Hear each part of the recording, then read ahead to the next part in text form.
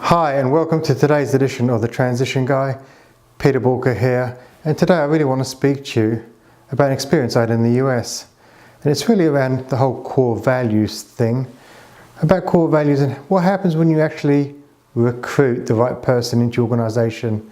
Because so often what happens is we work on our core values, we think we've got our core values right, we then go down the whole recruitment process, we very much try to recruit around the core values, and then we have people that fundamentally violate our core values, and then what happens is we get really despondent, upset, aggravated that we just can't get the hiring piece right.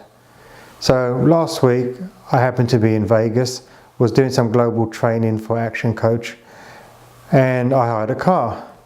And you can imagine, well, I was driving my car, it was the day after I arrived, so fairly jet lagged, disorientated, etc. Had the sat nav going. What happens to me, unfortunately? I committed a traffic violation. Now, it really wasn't anything done deliberately. It wasn't through reckless or stupid driving.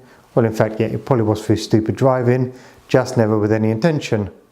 So, got through the junction and everything, and what did I see behind me? Well, flashing lights. And you can imagine, what did we hear recently in the press?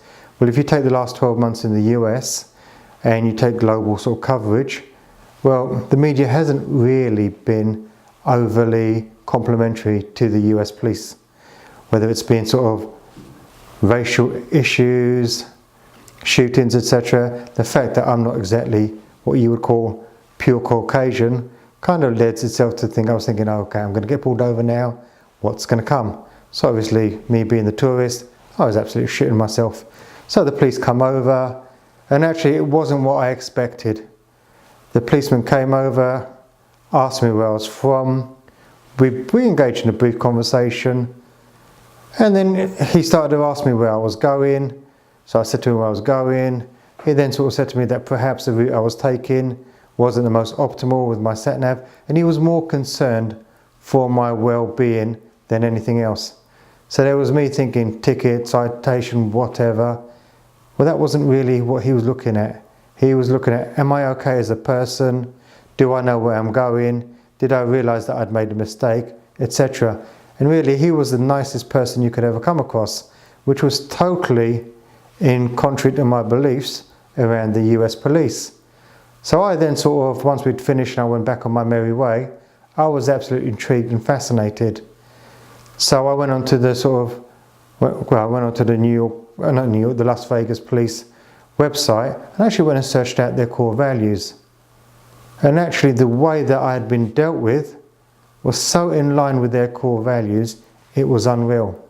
I mean, my only regret was I didn't take the officer's name, didn't take his badge number, because if I could have, I would have wrote into them and actually given him accommodation. Because really, where people just go out there to screw you, according to the media, this one did absolutely the opposite. If anything, this person was an absolute credit, A, to themselves, but B, to the sort of Las Vegas Police Department.